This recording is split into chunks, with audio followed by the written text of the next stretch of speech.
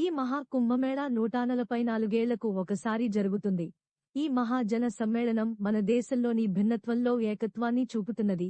ప్రపంచంలోనే అతి పెద్ద కుంభమేళా కావడంతో దీనికి మహా కుంభమేళా అని పేరు వచ్చింది.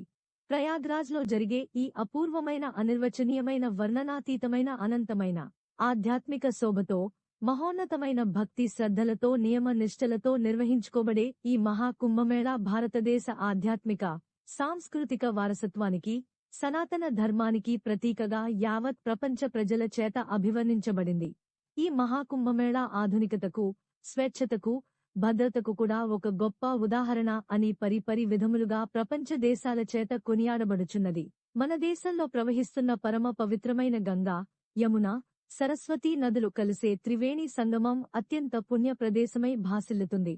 ఈ పవిత్ర త్రివేణి సంగమంలో స్నానం ఆచరిస్తే తమ చేత